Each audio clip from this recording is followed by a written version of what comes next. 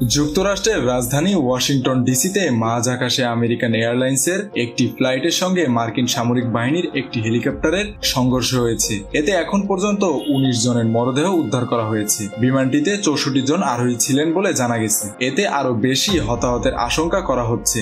দুর্ঘটনার পর উদ্ধার কাজ এখনো চলছে। বৃহস্পতিবার এই তথ্য জানিয়েছে ব্রিটিশ সংবাদ মাধ্যম বিবিসি। পুলিশ কর্মকর্তারা বিবিসির মার্কিন অংশীদার সিবিএস নিউজকে বলেছেন, দুর্ঘটনাস্থলে অনুসন্ধান কর্মীরা ১৯টি মরদেহ উদ্ধার করেছেন এবং এখনো পর্যন্ত বেঁচে থাকা কাউকে পাওয়া যায়নি। অবশ্য হতাহতের সংখ্যা সম্পর্কে কর্তৃপক্ষের কাছ থেকে এখনো আনুষ্ঠানিক আপডেট পাওয়া যায়নি। তবে শিগগিরই একটি সংবাদ ব্রিফিং করা হবে বলে আশা করা হচ্ছে। ইউএস ফেডারেল এভিয়েশন অ্যাডমিনিস্ট্রেশন জানিয়েছেন, পিএসএ এয়ারলাইন্সের একটি আঞ্চলিক জেট রেগানের কাছে যাওয়ার সময় একটি ব্ল্যাক হক হেলিকপ্টারের সাথে মাঝ আকাশে সংঘর্ষ হয়। মার্কিন সেনাবাহিনীর একজন কর্মকর্তা নিশ্চিত করেছেন তাদের একটি হেলিকপ্টার এই দুর্ঘটনায় জড়িত ছিল।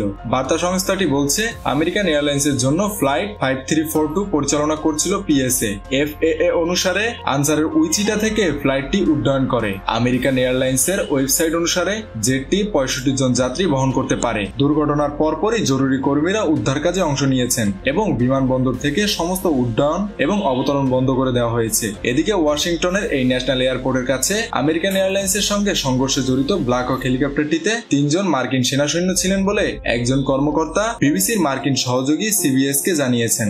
নাম প্রকাশ না করার শর্তে অন্য একজন কর্মকর্তা রয়টার্সকে বলেছেন, দুর্ঘটনার পর সৈন্যদের অবস্থা এখনো অজানা, তবে হেলিকপ্টারের কোনো সিনিয়র কর্মকর্তা ছিলেন না। Joint task force national capital রিজিয়নের মিডিয়া চিফ সিবিএস নিউজকে বলেছেন, ব্ল্যাক হক সামরিক হেলিকপ্টারটি প্রশিক্ষণ ফ্লাইটে ছিল। হেদার চেয়ারেজ আরো বলেছেন, এটি ভার্জিনিয়ার ফোর্ট বেলবোয়ারের 12তম এভিয়েশন ব্যাটালিয়ন বি কোম্পানির অন্তর্গত। মেহেদী হাসান বাপ্পি, খুলনা গেজেট।